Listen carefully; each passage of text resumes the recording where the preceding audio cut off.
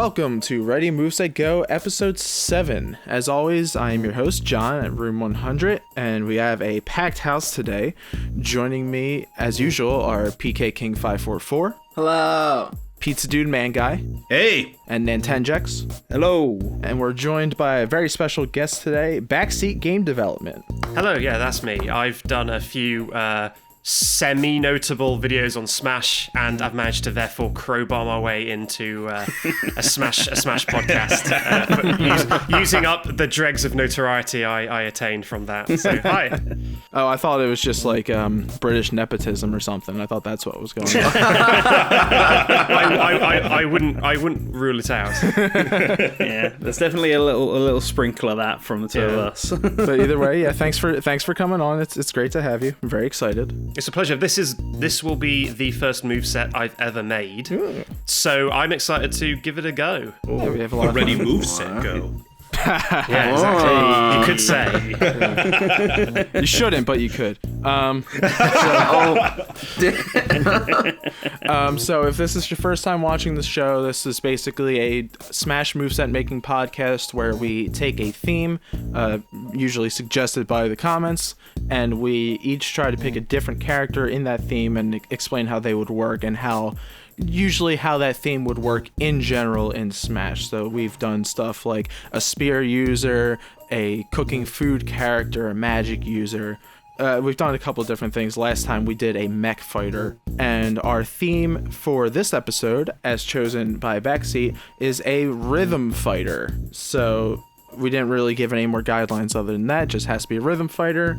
And it's a little bit different in this episode as there's 5 of us. We're not all doing a moveset. PK is mainly here for commentary and the funny ha-has. Exactly. Very good at those. So the movesets for this episode will go PizzaDudeManGuy, myself, NantenJex, and Backseat. So is everyone ready to go? That's right. Yeah. Sure. Ready and waiting. All right. So I have for a long time wanted to see a Rhythm Heaven or Rhythm Paradise character in Super Smash Brothers. And I've bounced a lot of different ideas around. So here's one. This moveset is for the Rhythm Girl, who is kind of a mascot character-ish of Rhythm Heaven. Most known for her appearance in the minigame Tap Trial. But it's not just Rhythm Girl by herself. She is accompanied by a small monkey, another iconic character of Rhythm Heaven. Which coincidentally, not that it matters, I don't believe either of them have spirits yet. Wink, wink. We're on to something. Not that it matters. Any case, I tried doing something a little bit different for this Rhythm Heaven-based moveset. At face value, the moveset is pretty simple, so I'm going to have to describe a bit more of it than I usually do in these videos. Your regular neutral attack, just pressing the A button, is just shaking a tambourine. It's a simple single move, like Zelda or Ganondorf or Pikachu. It's just a single move, not a combo. What's unique about it, though, is that the range of it is surprising because it emits these sound waves that actually hit all around, not just in front of you. It's pretty weak. It doesn't knock back very far. But it does hit all around. And then that tambourine attack is also your neutral aerial. It's also your neutral aerial move hitting all around once again. Then the forward attacks, like your forward tilt and forward aerial and forward smash, are a golf club swing based on the minigame Hole-in-One. And for the forward tilt and forward aerial variations, they're very simple, straightforward hits, where the forward smash is like a big upward arc that'll strike in a much larger range. The up attacks, like up tilt, is kind of just a simple, quick somersault flip kick, where the up smash is a much more elaborate, like full-blown T-pose backflip, and up tilt is something similar, up aerial. And then the down attacks are based on the moves from Tap Trial. Down tilt is a single tap step.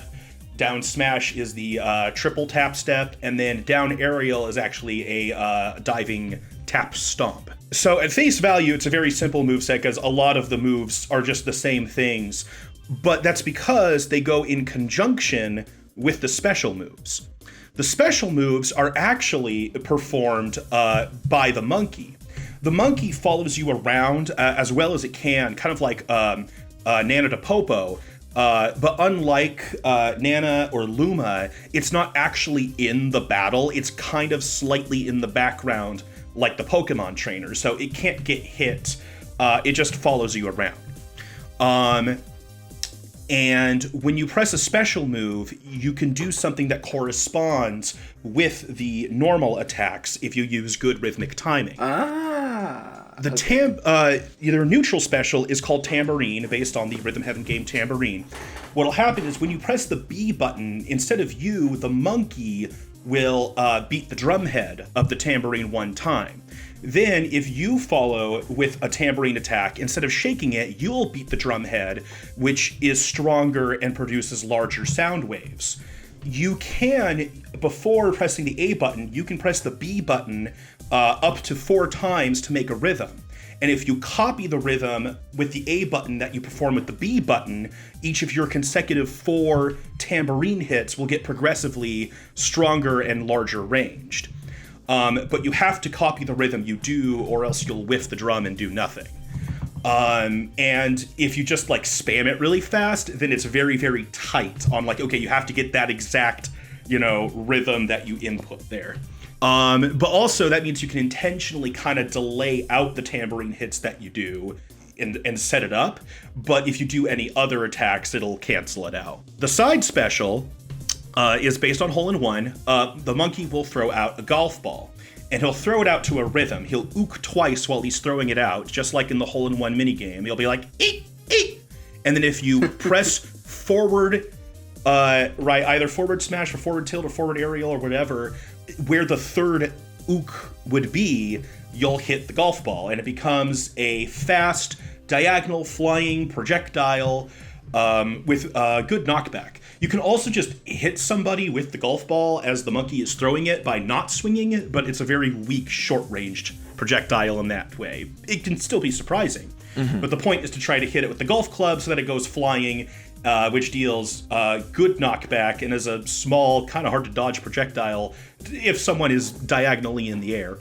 Alternatively, so you can either tap forward tilt on the third ook, where the third ook would be, to smack the ball, or you can charge your forward smash and then release it where the third one would be. And so the tilts and the smashes actually have different effects. If you use the smash variant on the golf ball rather than the tilt variant, instead of flying, the ball will roll across the ground, kind of like when Mandrill throws the ball in hole-in-one. So it becomes a more powerful projectile, but instead of flying through the air, it scoots along the ground and doesn't deal as much knockback. So you have multiple choices and multiple ways to use the attack depending on the kind of rhythm you use and the kind of attack you use. And then the up and down specials work very similarly. The up special is called Animal Acrobat, based on the Mega Mix minigame. Just like the side special, the monkey will ook twice, only this time instead of throwing a golf ball, he will kind of do a flip over you.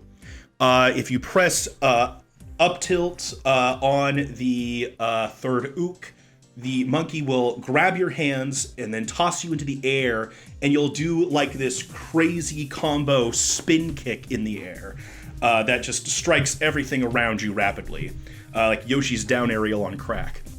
And then the smash variant of that is instead the monkey will flip you upward and forward, and you'll do this huge like flaming lunge with super armor as you fly across the stage, kind of like using Zero Suit Samus's down B.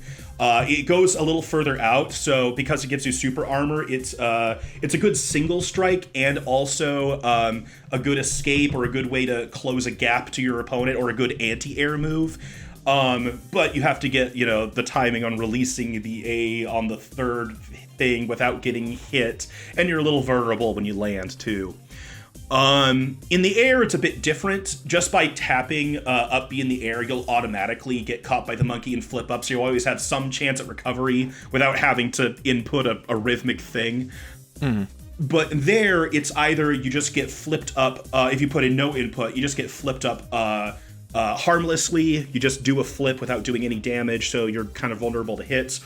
Or if you press the A button or the B button on the third ook, you will you'll do a twirl and do damage. The down special is called Tap Trial, based on the Tap Trial minigame that Rhythm Girl premiered in. By pressing the input on the third ook, right? He'll ook twice, and then you press your down tilt. It gives your tap stomp a berry effect, like Donkey Kong's headbutt, a prolonged one. And then the down smash variant is a lot more simple here. It's, stronger, like a down smash, but it buries opponents on both sides, but not for the same prolonged amount as the regular down tilt. The final smash is called Monkey Watch. It's a very quick cutscene attack-like thing here. What'll happen is the Rhythm Girl will display a wristwatch on herself, and then it sucks opponents that are nearby in. It's a very small window of opportunity, like kind of like Banjo-Kazooie's cutscene attack. It's even shorter than that. Just like, here's the watch, anyone nearby gets sucked in, bam, it goes. In the cutscene, the opponents that you capture are trapped on the hand of the clock, which quickly, not slowly like the real minigame, quickly goes around the circumference of the watch while they get rapidly smacked by monkeys. And while that's happening, it's faster here, kind of like a 16th beat pattern, just you can press the A button to the beat to have the monkey smacks do more damage. Very slightly, but over the period of the whole turn around the watch, the damage can add up. And then at the end of the cutscene, the opponents just go flying. That's my Rhythm Girl moveset. What I absolutely love about the kind of cooperation between the monkey and the girl there is that what you're essentially doing is you're kind of foreshadowing your moves that you're about to do, but you're getting more damage in return. So it's like the monkey will kind of do a rhythm, and then the player can expect that you will do that similar rhythm. So you're kind of giving some of the game away, but the risk reward is that you get more damage if you pull it off. Right. And also, when the monkey starts ooking, you're expecting that side, is it side smash? Or you're expecting the golf club, because that will do more damage, but you can maybe even use that foreshadowing to trick your opponents. They think you're going to do a certain move because you're setting up for it. Right. You could use your side B, and the monkey throws out a golf ball, and then you just run up and grab your opponent and throw them. Exactly. Exactly. Because they'll shield anticipating that. So I really like how there's risk reward in that you're foreshadowing your moves for more damage, but also that you can use that to bait opponents into doing something to counteract what's coming and then switch it up. Yeah. I think that's really interesting.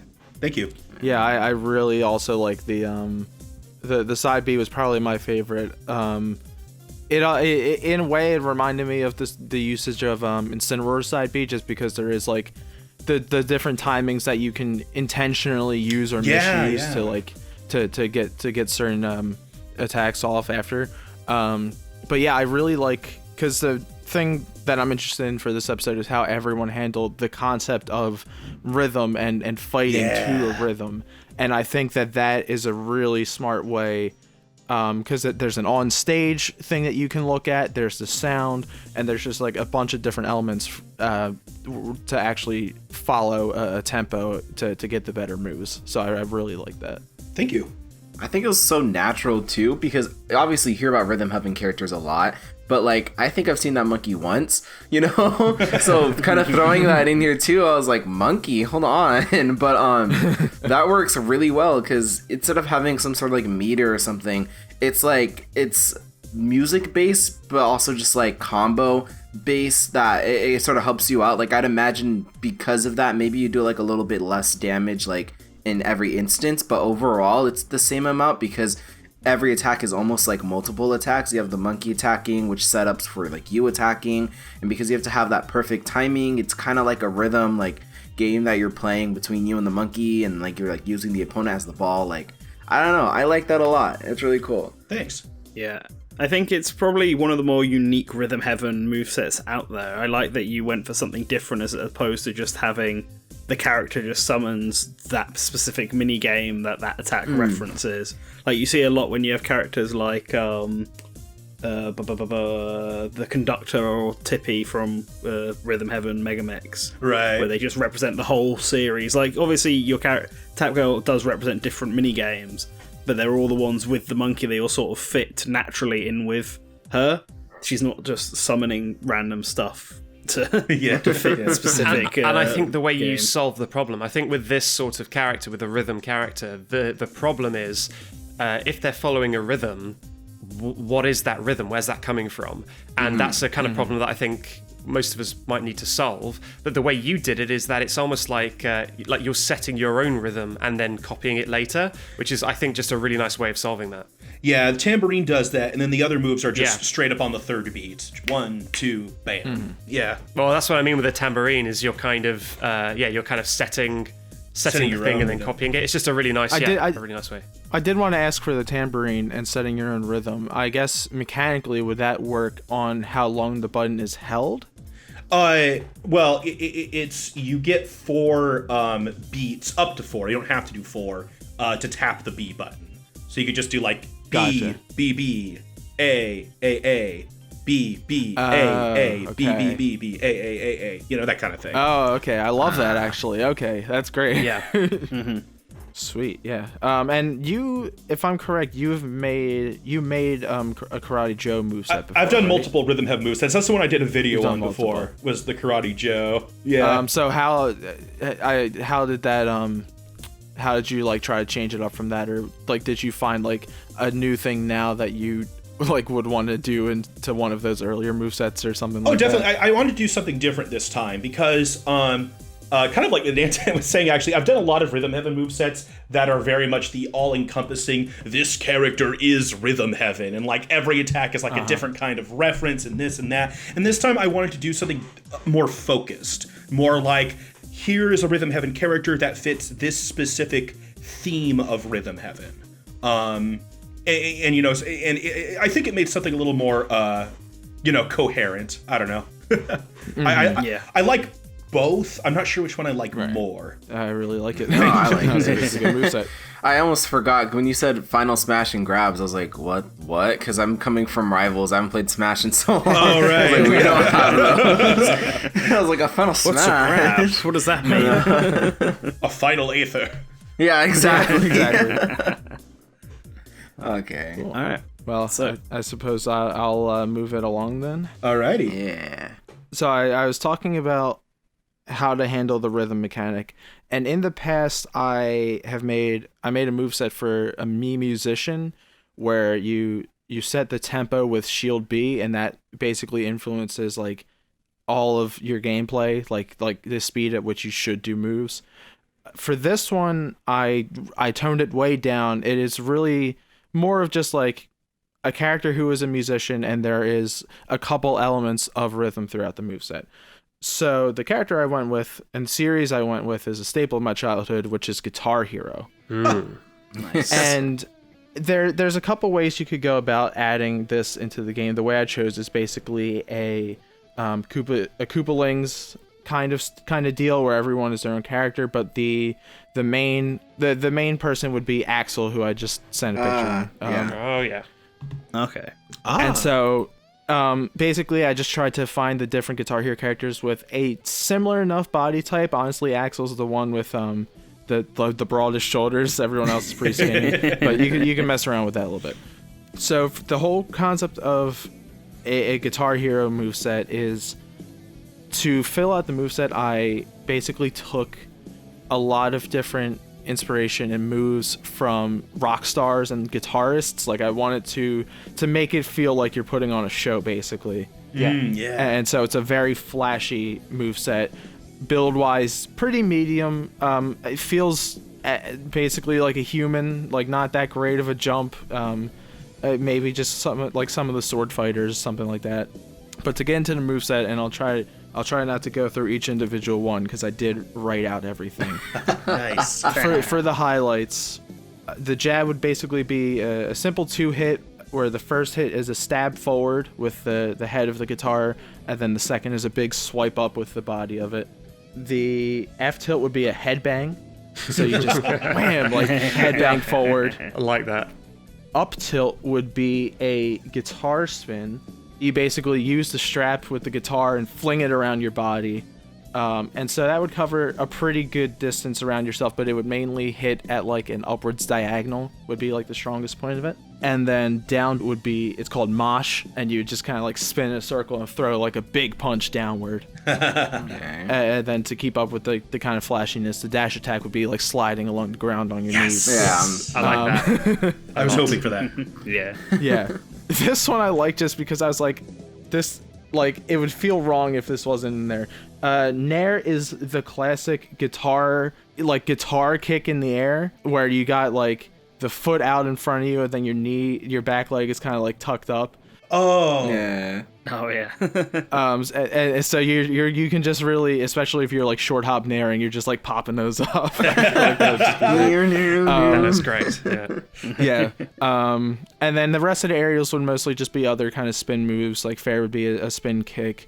Bear would kind of use the guitar flying a little out from you. Up would be like a drill move. Grabs, nothing too crazy. It basically just feels like big, meaty kind of punches and throws. That doesn't really implement the guitar on those. And now going into the more unique moves, F Smash is a big circle strum, Pete Townsend style forward, where you just like wail in the guitar, and then the motion of the guitar and your fist is what actually makes the hitbox in front of you. Up Smash, you rip a big chord, and then I for this and Down Smash I started implementing some stage, not stage as in Smash, but like, you know, okay, yeah, I was gonna stage. say. So you play a big chord, and then pyro comes up, like blast up on either side of you. Yeah, that's great. Okay. And then similar, but so the pyro would shoot you straight up if you get hit by it. On the other side, Down Smash would be, you basically take a really low stance, kind of like crab corner, like a metalhead. As you do that, sparks would fly out on either side of you, and that would hit a lot more like horizontally along the ground. Nice. So getting into the specials, most of them mainly just pull more from the battle mode of Guitar Hero, but Neutral B is where the rhythm actually comes in. So Neutral B, when you start tapping B, a very short track will appear in front of you, and notes and just B notes will start coming in towards you. So basically a max of 5 notes appear, and it's very similar to Pizza Dudes, where the more you hit, the bigger sound wave gets. And the way I chose to change the tempo of this is the longer you hold the button before starting tapping the B's, the faster it will be. So if you just tap it, it'll be like bow, bow, bow, bow, bow, and then like it'll do pretty good damage, but it's kind of slow. You can probably like dodge out of it if you're at lower percents. It's the trade-off would be if you hold the button, it's a little more telegraphed, but it would be if you hold it to its maximum, it'd be like bow, bow, bow, bow, bow, and so it'd be a lot easier to get the really strong final hit off. Side B is called Overload. Basically, you shoot a lightning bolt forward, not unlike Hero's halfway charge side B, maybe a little shorter range than that, and whoever it hits, the player's inputs would continuously get a little bit interrupted for a short time. So basically what would happen is you get zapped by the lightning and you're holding run, but you like run, stop, and you just like stop dead. And then it would like pick back up. Or like if you're trying to do like a rapid jab, it could just like stop dead in the middle of it if you're still under the effect of the lightning. Yeah. And I imagine there'd be like a little crackle on the character to let them know, yes, like, exactly. yeah, you got the leftovers of the it'd probably be electricity. like a blue electricity kind of effect. You've been overloaded. Yeah. Up B I called Angel of Death, which is a really intense name for basically Pit or Arsene's recovery. It's basically just huge black wings appear and you shoot up and you shoot in the direction that you choose, very similar to Pit, or kind of similar to the feel of Joker. Yeah. You would be helpless afterwards. It's a decent recovery, but it would at least look really cool. And then for down B, it's called Whammy, and you would play a high note and really wail on the whammy bar of your guitar, and that sound wave in front of you would stun opponents. Is that the easy mode button? The little line thing that you just kind of move up and down?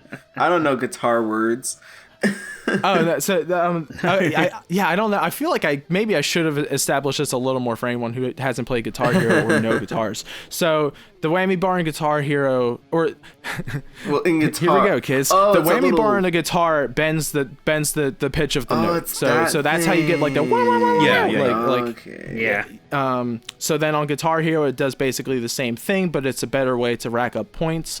And then in the battle mode, there is an attack called Whammy Bar, where you can't play any notes until you really like wiggle and wail on the whammy bar. Okay. So that's where that came from. I see. All right. Yeah. Okay. So now that the lesson is over, Final two teachers here. Yeah. So then the final smash is called Rock and Roll. This one I really like the concept of. Would it work? I don't know.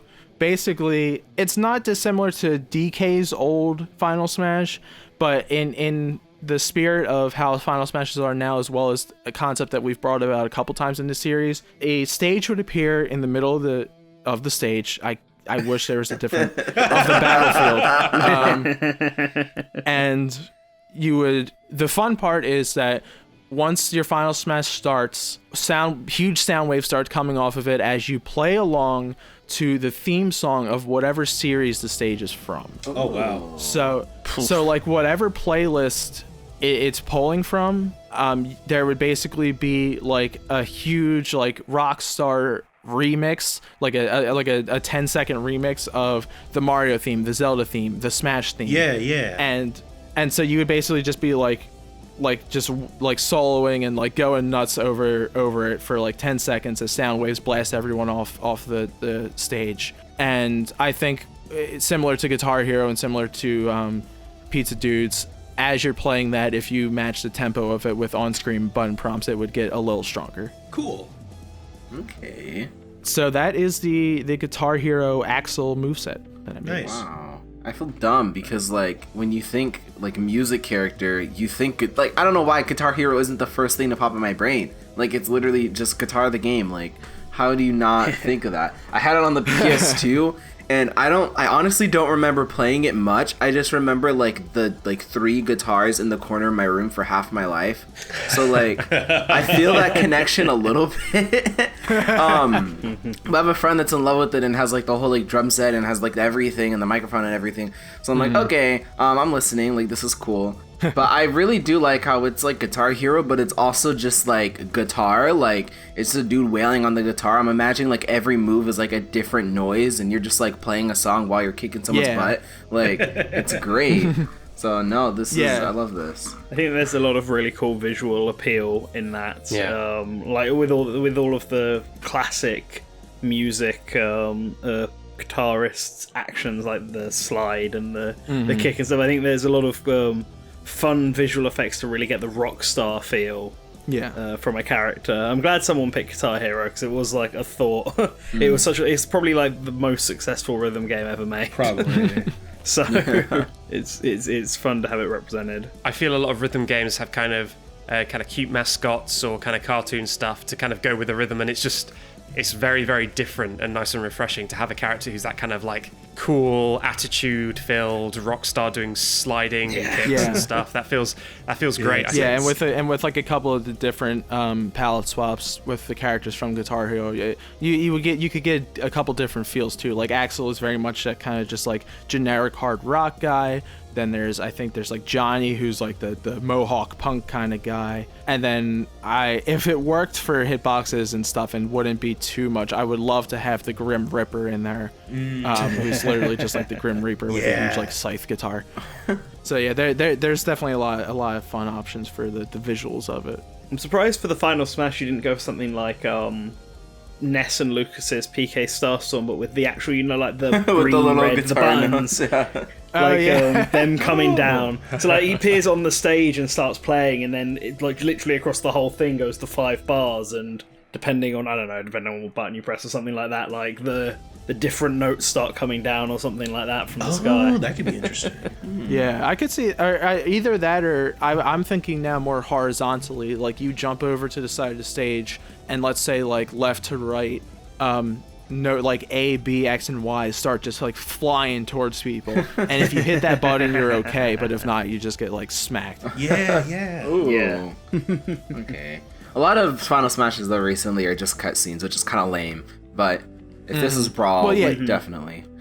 Yeah, this one I definitely. Well, yeah, I mean, yeah, and there's definitely something that you could do with a cutscene for Guitar Hero, just like mimic the background like visuals of playing the game. But I definitely like being on stage and having some kind of interactivity, whether it's with the player or with the people you're fighting.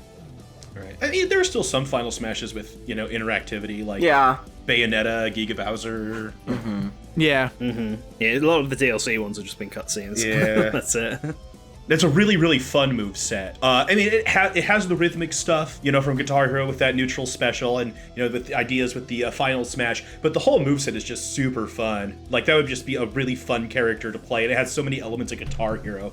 I used to think about like what a Guitar Hero character in Smash, like what stage they would bring, and then like what music they would have on that stage. Like, what songs can you bring in from Guitar Hero? That'd be something. It's like, what can we get the license Guitar Hero original songs? I like the idea of that Final Smash using just like a rock variant of the stage you're on. I'm looking forward to the rock variant of Hannonbow.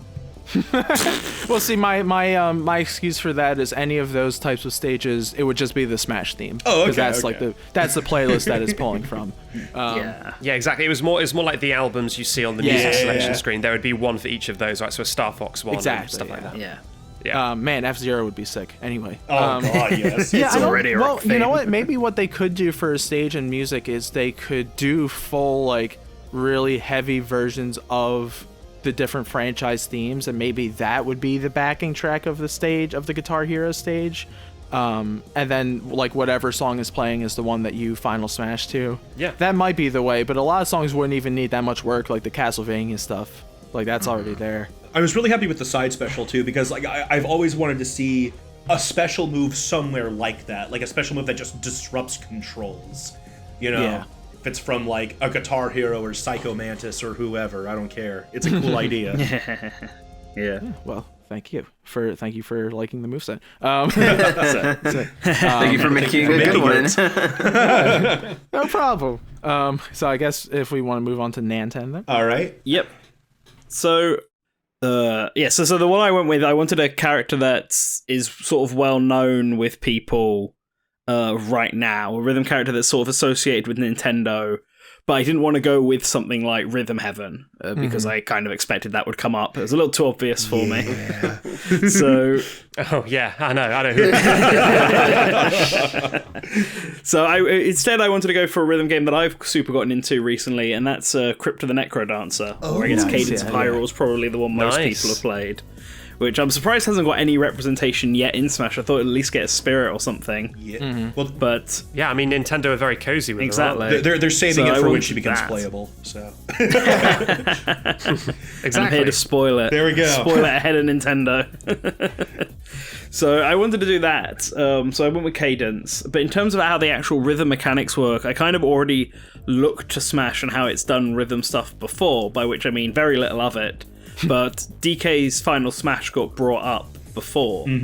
And so the way that worked, it wasn't very clear until Smash Ultimate, where in fact what you're meant to do is press the A button to the beat that shows up. Well, they literally have it show up on screen in Ultimate, which they didn't do in Brawl. But you're meant to press the A button to like boom, boom, right, boom, boom, boom rhythm. And Cadence of Hyrule is kind of the same thing. It has at the bottom of the screen, I mean, Cadence is a Triforce, in original Crypt it's a heart. And you see the beat notes going past, going boom, boom, boom, boom. And so what I thought for, like, I'm just going to start with the down special, because that's the easiest way, is there's a move called the War Drum, where in Crypt of the Necrodancer, pressing the button to the war drum beat powers up your next attack. So if you tap it to like the boom, boom, boom, then she hits the war drum and it makes the next attack stronger. So I decided to use that for the down special because that not only gives a stat boost, like it gives you an attack boost. If you press it 4 times, the boom, boom, boom, boom, then you get a boost, and you can keep doing it to get even stronger boost if you can make it to 8 without being hit. But it also allows the player to figure out what Cadence's rhythm is, because trying to figure out a rhythm, you can't really have a character that plays based on the background music, right? That's like a bit too much choice. You have to have a character who can either create, where the player can create the rhythm themselves, like with your moveset, Pizza Dude Man, or a character that has a specific consistent rhythm, which is what I wanted to go for. So everything Cadence sort of does is based on this bump, bump, bump rhythm that can be followed on the war drum. I debated whether or not the heart should appear like above her icon at the bottom. Like you just have a mini heart and the rhythm, the beats are constantly moving just so the player knows where they are. But I also don't know how much visual screen that might take up. It's one of those things that's a bit hard to tell. Yeah. Something I thought of in a similar way when I was talking about the shield B idea earlier is that you would also feel like a very light rumble, like a consistent metronome rumble in your controller, basically. I like that. That's good. That's a cool idea, yeah. Yeah. Yeah. So that's what I wanted to think of, and everything sort of Cadence does is based around this rhythm. In that game, if you hit it to the beat, your attack is stronger.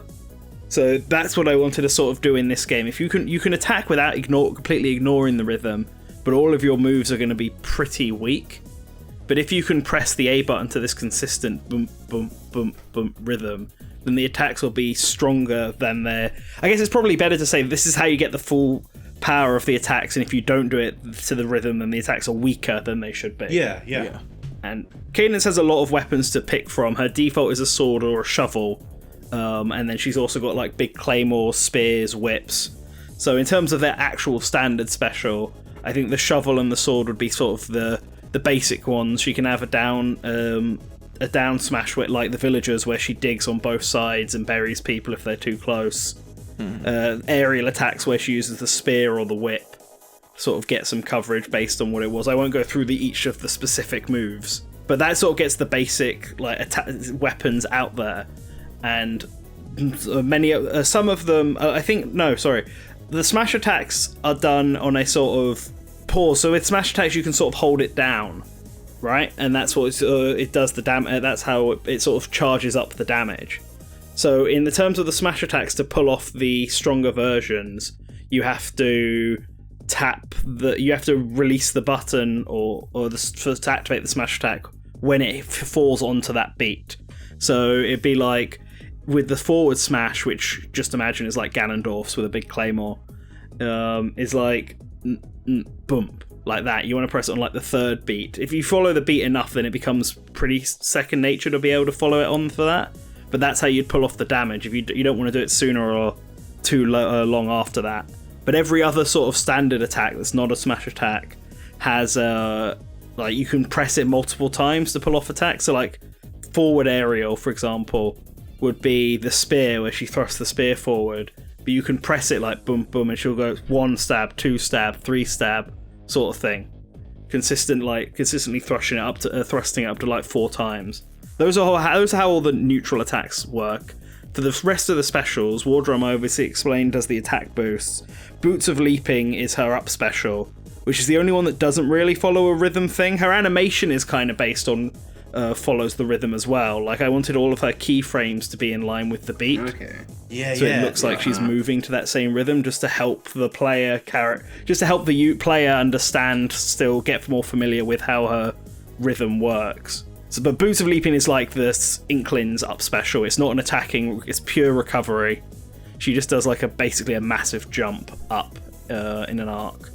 But then her neutral special is the dagger, and which kind of works. Well, it works exactly like it does in Crypt of the Necrodancer, but for a smash equivalent, it's kind of like King K. Rool's crown, but doesn't come back. So she throws it forward, and it's really fast. It goes in a straight line.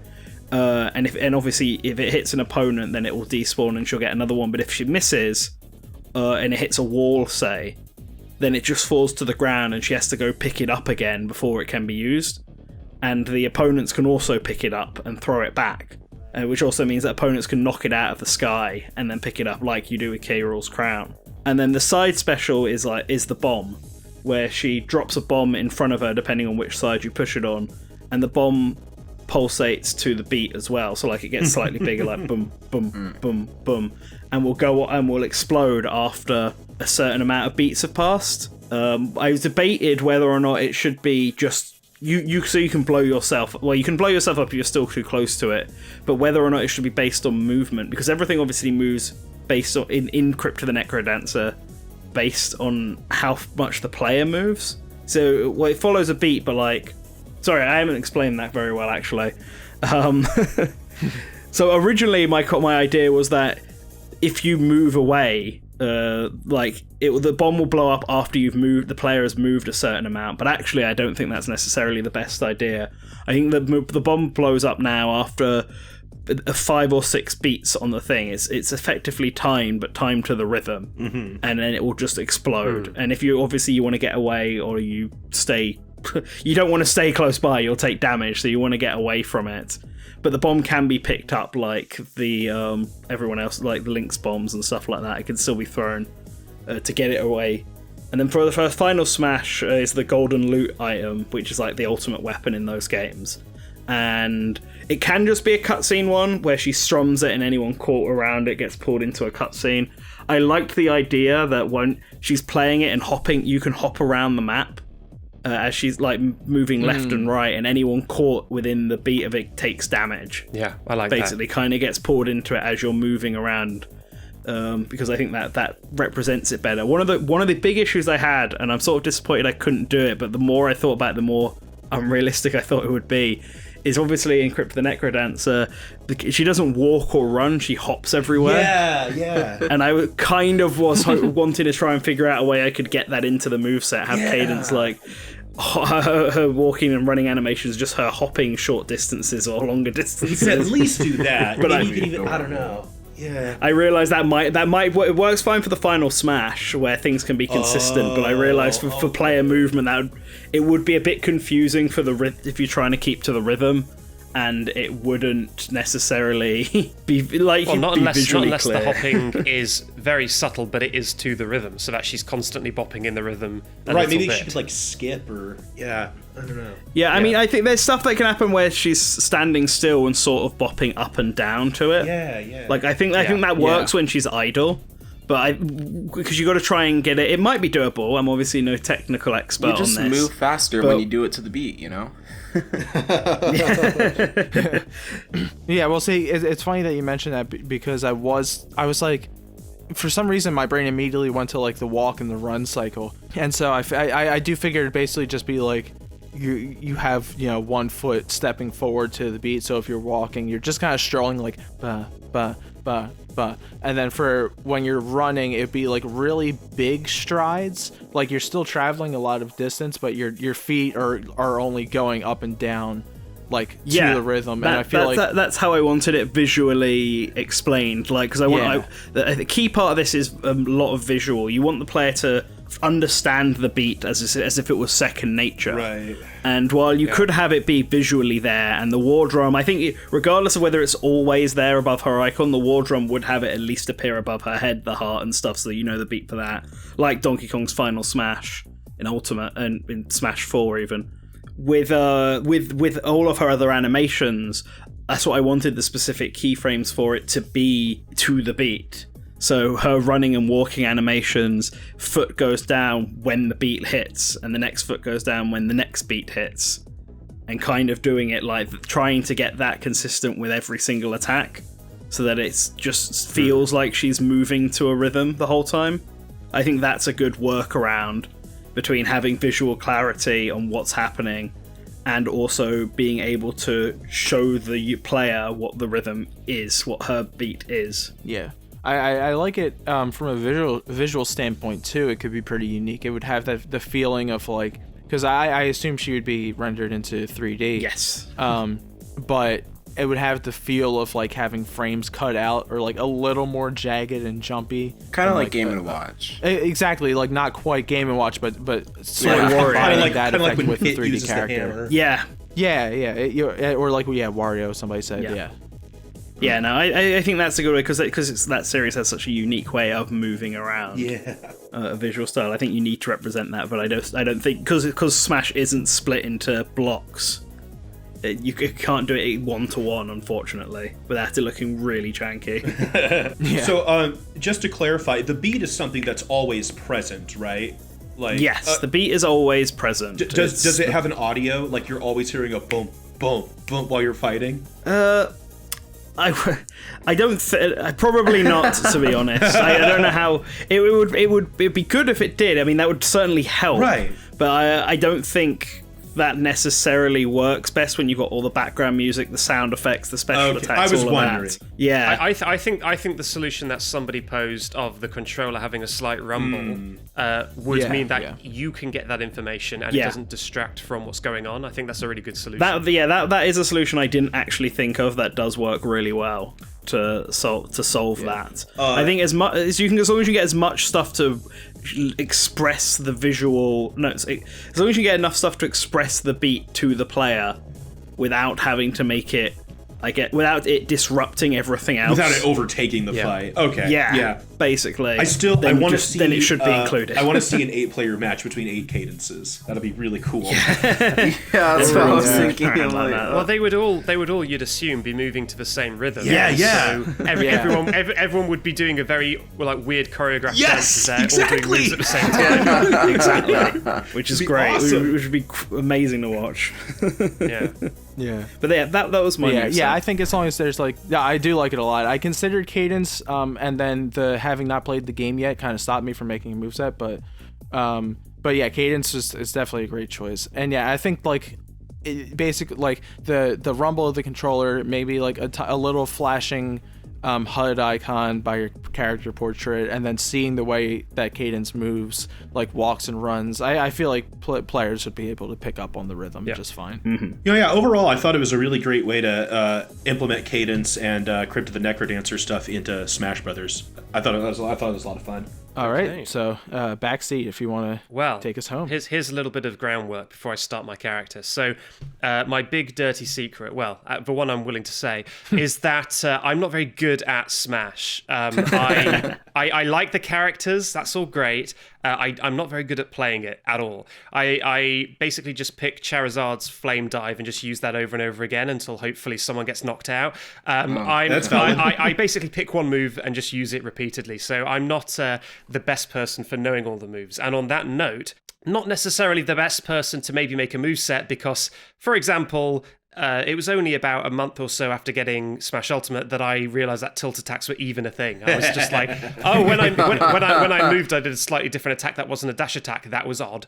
And then basically found out about this sort of stuff. So how can I make a character that is basically goes to my strengths, which is repetitive and simple. And so the character that sprang to mind is a perfect match because this is a game that basically only has 2 buttons. And that is Taiko no Tatsujin. And you might know that it's that one arcade game where there's a cute little drum as a mascot. Yeah. And you hit the little bongo-looking drums on the physical arcade machine. But it's also on consoles and you can play it on the Switch and stuff like that. Now, because that character basically only has... That game basically only has 2 things you do. You either do a don or you do a ka, which is kind of like a clacky sound when you hit your drumstick on the edge of a drum.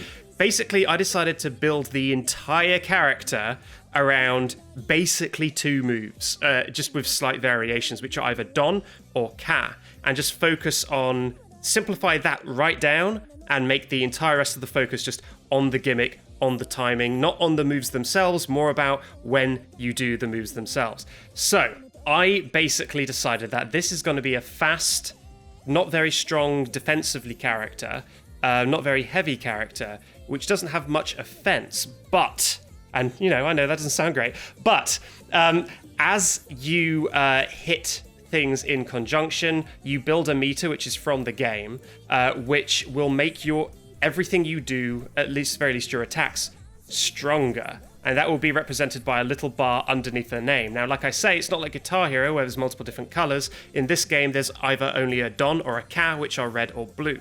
So on this meter is just a red or a blue circle, and those will scroll past. And all your normal attacks are Dons, all your special attacks are Cas. As they pass by, you have to hit the correct one to build that meter and end up doing more damage. So if it goes red, blue, red, you kind of want to do a normal attack, special attack, normal attack to build your meter efficiently and do more damage. Now, you can fight with this character with ignoring that thing completely. Right. However, if you want to do more damage and build up the amount of damage you will do, you may want to adjust your tactics. So say a character is coming in and you would normally want to just jump out and do a normal attack to edgeguard or something. You might be like, but there's a blue coming up. And so if I actually do a special attack instead, then I can build up my meter and do that. So you may look down at the, in your periphery, see the colors that are currently down there, and it may adjust your tactics very slightly about whether you're going to do a normal attack or a special attack. Now, we encountered the problem that I was saying earlier, which is that how do you solve the problem of kind of communicating what the rhythm is and setting a rhythm for the player? And I'm also well aware that it was said earlier that you can't just have a character where it's based on the stage music. So I decided there's going to be a character based on the stage music. And now all the information you actually need for this is the BPM. You just need the tempo. And that decides how fast the dots come in. I don't think the Dons or the Cas should really relate to the song in any way. I think that would be far too much. But basically just plug in the BPM for every song in the game, and that's how fast those things come. And depending on how fast the beats are coming, you adjust it so it builds meter less or more. If it's a slow song, each one will build the meter more than if it's a fast song, because otherwise you could build your whole meter in like 10 seconds or something. So it kind of adjusts per how fast the thing of the song is. But yeah, and it would all be based on the actual song itself. So then that's where the actual moves themselves come in. So basically all the Don attacks are you hitting the opponent with your drumstick as if they are a drum. And all the Ca attacks are clacking the drumsticks together to make some sort of sound, which can be either a sound-based projectile for the side special, or a leaping up and doing a dramatic drumstick slap together in the air for the up special, and all these sort of things. Yeah, so basically your move set is split down the middle between Dons and Cas, and that will be, I guess, everything on the A button or the B button, depending on if you've adjusted your controls or not. And there's a few attacks that don't go into that. Your smash attacks and your grabs, I decided, just don't impact it, because again, they're not done by the A or the B button. So yeah, it's basically, as you can see by my moveset in the image I've sent you for people listening, I basically was like, the jab, you hit the opponent with the drumstick. Your dash attack, you run and hit people with the drumstick. Yeah. Tilt attacks, loads more swinging with the drumstick. Aerial attacks, I don't know, you swing in the drumstick in the air. Just loads of stuff like that. And then the side specials are like, you're smacking the sticks to the side, you're smacking them down on the ground either side, a bit like Game & Watch with the hammers. And up special, you're just smacking them up in the air, doing a big jump. And so, yeah, basically the moves are very, very simple, but the timing of them is what's important, because as I say, the higher you build this meter up, the more damage all your attacks do. However, like in the game the series is from, it's not a meter that builds up and stays up. In that game, if you miss beats, the meter drops. So you can basically pass a song and then muck up so badly that you fail it by the end. And so this is a similar thing. So you can't just camp out and play a defensive game. This is a very, very offensive character. You have to be constantly maintaining the build on that meter, because every note you miss, it drops that meter a little bit more and you start to get weaker and weaker. And they only count if you're actually colliding with an opponent, because if you think about it, you're hitting an opponent with a drumstick, like a drum. If there's no opponent there, it's a miss. You're just hitting empty air and you're not making any sound. Oh, okay. So you have to be going in there and actually hitting the opponent with these attacks. You can't just stand on the side of a stage mashing buttons. Okay. You have to be getting in there and attacking in rhythm. And again, you can attack in any rhythm you want. You don't necessarily have to. But if you want to build up the amount of attacks you're doing, you kind of probably want to be doing that. And similar to what we were saying earlier about the Rhythm Heaven character, what that does is the opponent maybe has an inkling about what sort of thing you might be doing, depending on if they think you're tempted to build that meter or not. Because they can see there's a couple more blues coming up, I should be prepared for a special attack. Or there's a lot more reds, I should be prepared for a normal attack. But as you're not tied to doing that, you can mix it up again and kind of use that assumption against an opponent. I think there's a decent level of tactics involved. And that takes us to the final smash, which is basically just a big barrage. It's called the drum roll. A big barrage where you absolutely go to town on your opponent in a cutscene. However, the higher your bar is at the point when you use it, the longer that goes on for and the more damage it does. So if you build up that meter to max and then use your final smash, you'll do loads of damage. If you've got your final smash and your meter is quite low, you might want to save it until you build it up. But then obviously then you've got a risk reward that if you use it, so if you don't use it because you're saving it, you might then get KO'd and miss the final smash altogether. So it's about how risky you're willing to play, how much you're willing to get that meter up before you do that final smash. And then, as I say, that will use up the meter, and your meter will be back down to 0 by the time you finish the final smash. Or, I just thought about this on the fly. Or if you could cancel out of the final smash anytime you wanted and retain whatever meter was left, something like that might be a cool addition as well. Yeah. So yeah, it's basically a very, very simple character, but it's all about the risk and reward of, do you want to build that meter? Are you anxious that your meter is dropping? Do you need to start building it up again? And how much of the meter do you want to use on your final smash? So it is basically the entire character is the gimmick. The gimmick is hitting certain types of attacks at the right time, and what the actual individual nitty-gritty attacks are, let's not worry about it, because that's not my strong suit. And it's more about just the gimmick itself. So I think that is Don, or Don Chan, depending on which one you prefer, but that is Don, the drum from Taiko no Tetsujin. All right. Nice. That is amazing. First of all, did you credit the font? Mad respect. I respect that. Yeah. So yeah, these images I've sent, they look quite impressive, but I will say I used a template. So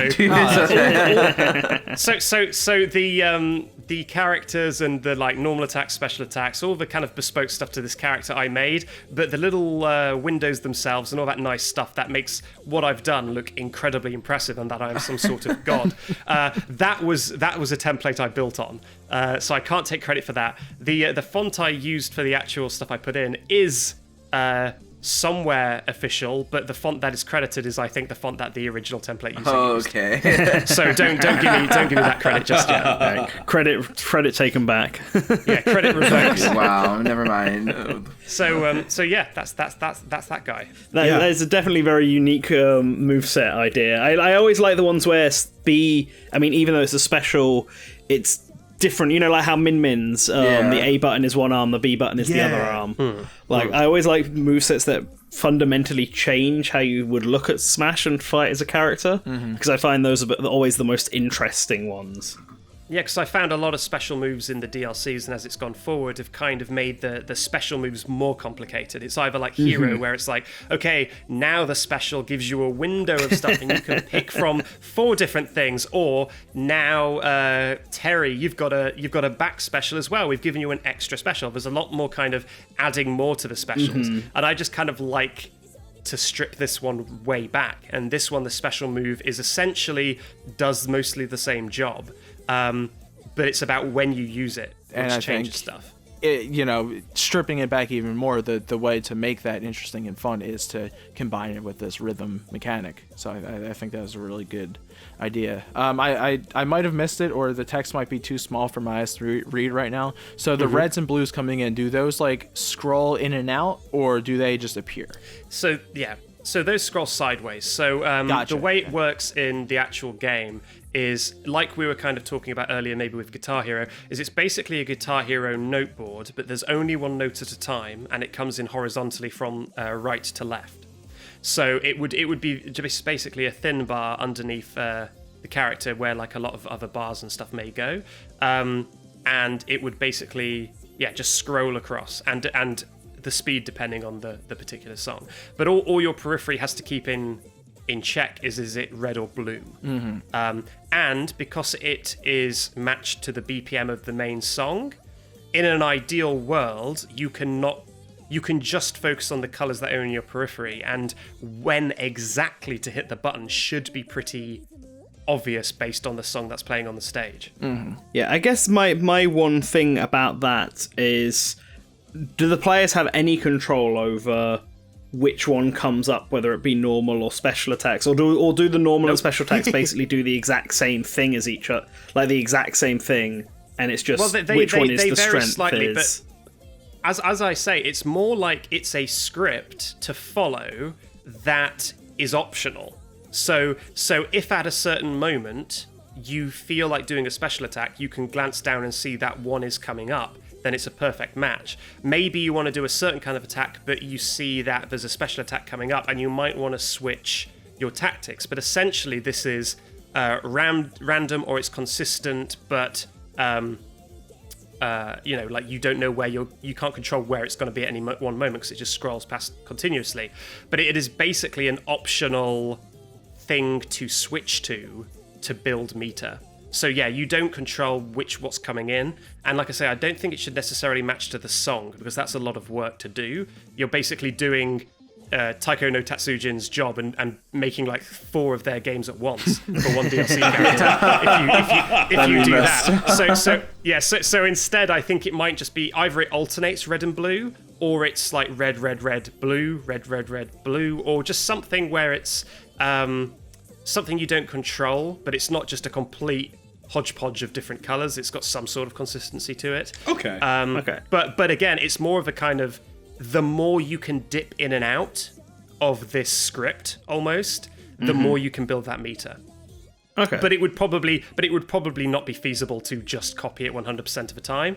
But it's something that you can do to pump up that meter as every chance you can. Rather than something more passive like Cloud, where you just stand still and build a meter, this is more like you can now swap to a kind of pre-described list of attacks. And again, you can swap out of it at any time as well. So if a player is noticing that you're doing a bunch on that, then you can mix it up and swap out and do something not on there and take them by surprise. Yeah, okay then. Cool. I have a question and then just a thought I had. So the question is, when you have your final smash, do all notes become the normal Dawn notes so that you can still choose when to activate the final smash? Yeah, no, that's perfect. Yeah, because actually I had my my neutral special as just a way to build up Ka, because I couldn't think of anything better, to be honest. So you're right. That would then clash with doing a final smash. So yeah, I think that would be sensible. That at that point, then it's just all basic attacks to build up the meter before you use this attack or not. I think that makes complete sense to free up that button. And then my thought was, as just like a character in the game and like a normal just casually playing the game, I think it's a very fun, really cool moveset. I am imagining the utter just hell that tournament organizers would go through talking about which songs are and are not illegal. Which songs are tournament like legal. You're picking stages, like oh, I'm gonna take him to this stage, so he has a slow we have to customize the my music of each stage. Yes, that's what I'd like to see. Let's add in more bureaucracy to Smash. Not only does a stage need to be legal, the song needs to be legal. That's incredible. Nice. Oh my gosh, That'd be funny. It would be funny. And anyway, that's also how I tackled the issue of stage music, because you were saying about the Guitar Hero one, is that Guitar Hero itself is a lot of copyrighted tracks, and I like the solution of it being heavy metal covers of basically existing Smash tracks. I think that's a great way of dealing with that.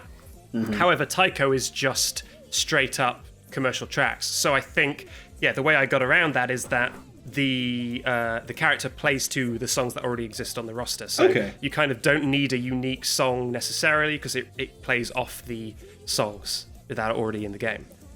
So that was how I got around that. You could just basically have the stage for the character use the full like the Battlefield FD playlist, and then maybe even in that in adding the character to the game itself, they could say like, we're not gonna have the Hannonbo's song appear because you can't play. Oh my gosh. But yeah. I mean, unless they added songs from the Switch version of the game or whatever, which would be stuff like the Evangelion theme. Unless they went and did that.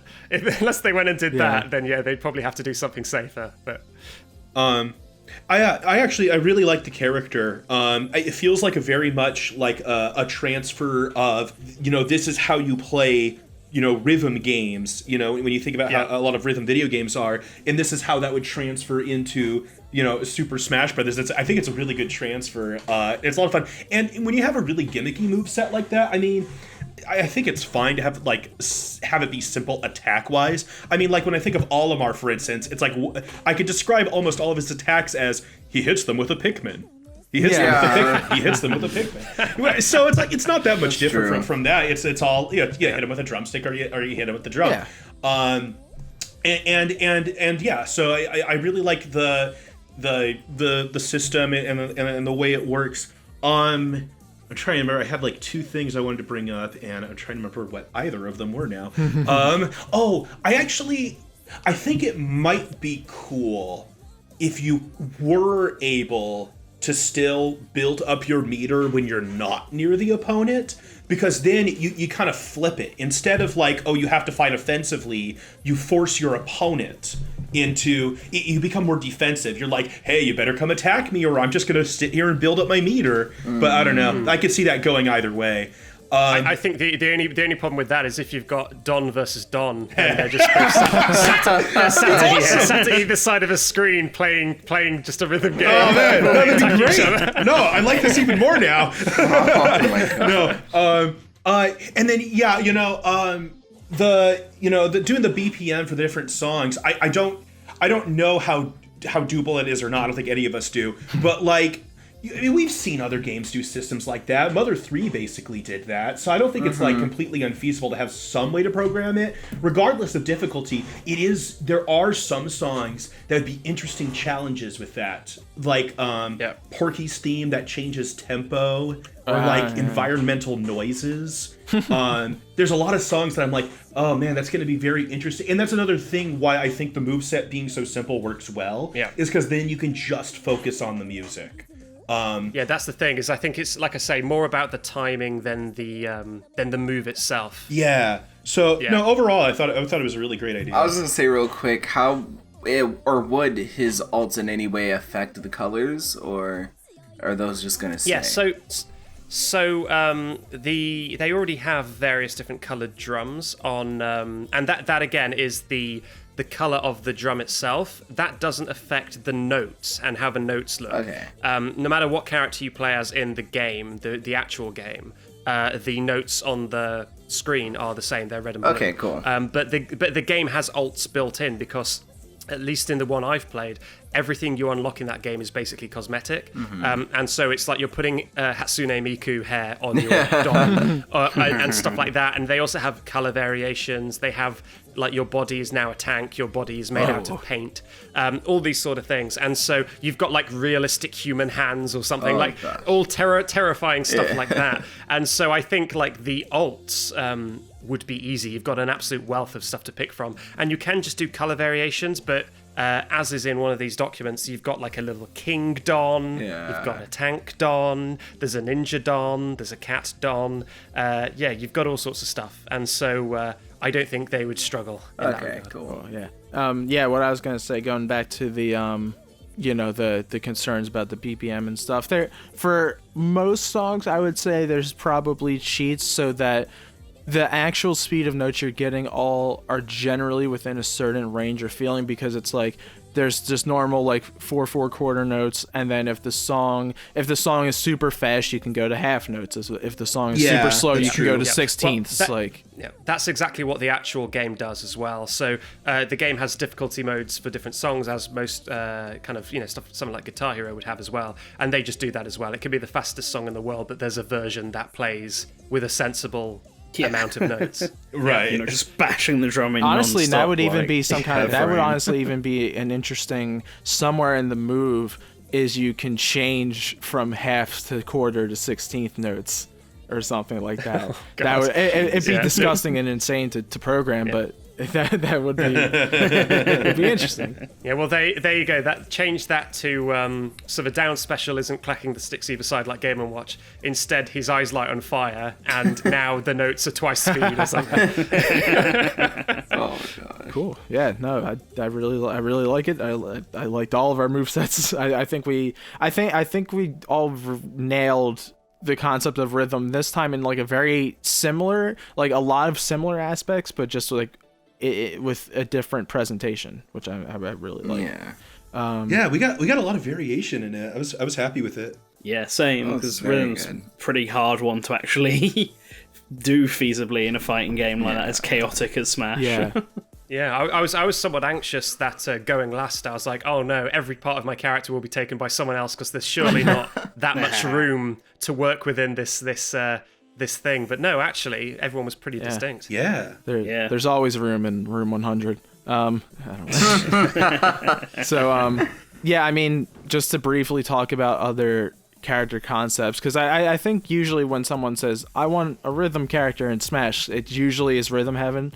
Yeah. So I was like really trying to when I was before I picked Guitar Hero, I was like, there's Rhythm Heaven, there's Necro Dancer, there's Guitar Hero, and then there's like Dance Dance Revolution or something is like another thing. Dance Dance Revolution or Just Dance would Exactly. be Yeah, great. Just Dance would be like was the Dance major Panda. other one. When I was talking to other people, the other ones I got named to me were like Rhythm Thief and Samba de Amigo. Yeah, Samba's an interesting one. I thought about Tempo from Game Freak's Rhythm Night game or Harmo Night game that was on 3DS. Oh, yeah. Because that's one. And I was also going to do Don-chan at first, but then PK informed me someone else had taken him. Oh, Which is why I went for Cadence. Because look, if I'd have been forced to come up with anyone where I actually had to do a real moveset, I would have been in trouble. So Oh my god. I'm glad that I got in there first. Yeah. Because I thought no one's going to take Don-chan. It's a really hard one to pull off. But you did it, and you did it differently to how I was going to do it as well. So that's also that's good. It shows us. I actually really like. Don-chan's probably my most wanted for rhythm characters. Oh. Although, because he's super cute, and he's also got a really unique idea, and also Taiko Drum Master's just fun. I've got the drum think- here as well. I think its popularity in Japan as well can't be overstated. It's Oh, such an absolutely. iconic True. character. Yeah, definitely. Yeah. Speaking of iconic Japanese arcade ones, I mean, the Japanese arcade scene is full of rhythm games. There's a billion of them. Absolutely. But Popper Music's another really popular one the one from Konami. Yeah. That's also big enough with characters that sort of work, and that has songs from like Goemon, Castlevania, basically all the Konami IPs. Gradius theme usually shows up on Popper Music.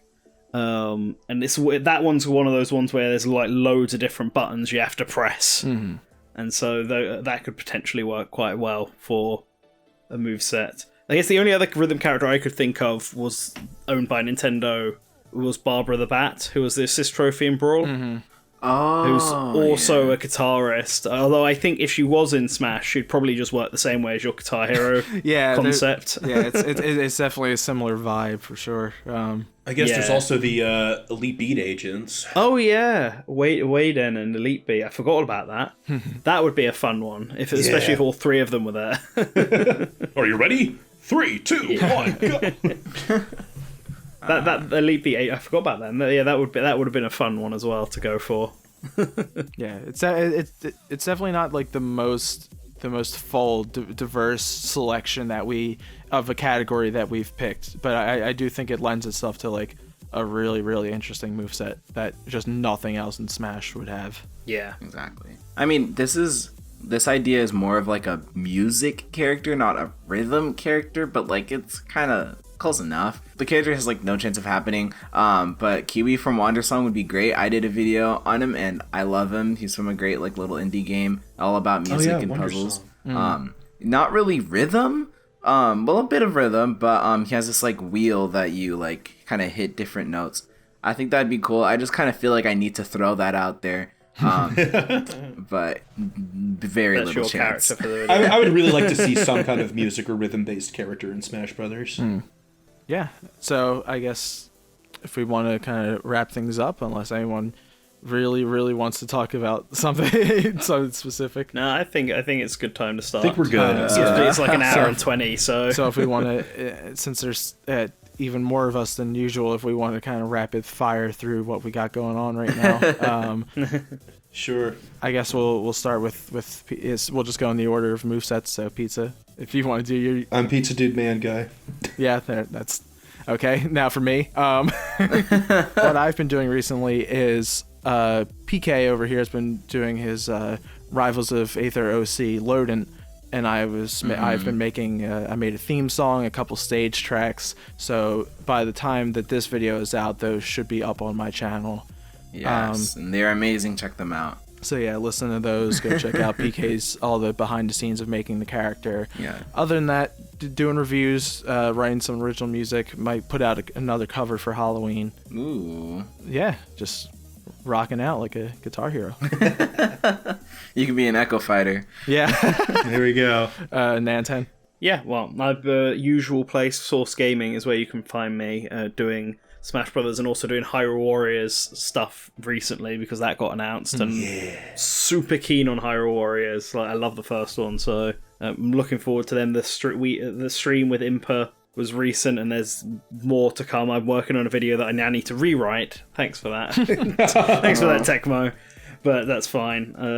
So yeah, go to Source Gaming if you want to see all my stuff. Alternatively, I've also started writing for a magazine, Ninty Fresh magazine, which is like a traditional Nintendo. If you like Nintendo Power, then this is the kind of magazine for you. It's pretty good. It's just started. The next issue is on F-Zero, and I've written a nice little piece on the Game Boy Advance F-Zero games that you should definitely check out. So look on Twitter for Ninty Fresh Mag, at Ninty Fresh Mag, I think is what the handle is. Look for that. Take a look at it. If it's something you're interested in, know that I'll be there. Cool. And Backseat? Yeah, so I have a YouTube channel. Most of my stuff is going to be on that YouTube channel, which if you search for Backseat Game Development, it will come up. I am currently, though, thinking about stripping out the game development part because it's kind of relevant to where I started the channel, not terribly relevant to where it's ended up. So it might just be Backseat by the time someone might hear this, who knows. But I make all sorts of stuff over there, including a series about Smash Brothers, which... you might be interested in if you like Smash, where I, as I said, calculated the kind of sort of characters that would be in Fighters Pass 2 based on all the characters that came before. That is a currently 3-part series. It'll be 4-part when the next character gets announced, so you can get yourself stuck into that. That's good fun. But I also do videos about other games, like I've got one about Animal Crossing that went up 2 weeks ago, which is rating every villager in Animal Crossing based on how edible they are, which was calculated through a variety of totally legitimate math. So that's something for you to check out as well. That's at Backseat Game Development. Very good. It's very important statistical work going on over at Backseat. Yeah, I'm answering the questions that everyone else is too afraid to. Right, that's right. Or just not Thank smart you for enough your because it's a lot of bravery. math. So like, Exactly. Yes. the service. And I guess John already kind of said it a little bit, but yeah, I'm PK King 504. If you need to add that, I don't know. I do art, I draw. I'm doing a lot of Rivals of Aether things. Definitive edition just came out. Very good. I'm in the workshop. I'm developing a character named Loadin'. Room made all the music for him, which is very, very nice. You can check that out. That's kind of there. Yeah, it's me. And PK also made all the emotes and icons that you see. Oh here as yeah, well, I did so. that. / am doing that. Yes. But yeah, and speaking of that, I'll leave a question for the comments. What I'll end with is the question: comments. Why is Backseat a skeleton? So yeah, that's if you can answer that, then you are a true fan. Because, I'm pretty sure that no one besides me and the guys on this podcast who I've told it know why the heck that is the case. So if you can tell me, then I'll be impressed. Exactly. There we go. All right. So thanks for watching, everyone. Like and subscribe this video, and go check out all of these guys' awesome work. And thanks for watching. See you next time. Hey, bye. You're not gonna say bye, Backseat? See ya. Get out of here. Go on, go. I don't know why I'm waving. No one can see it.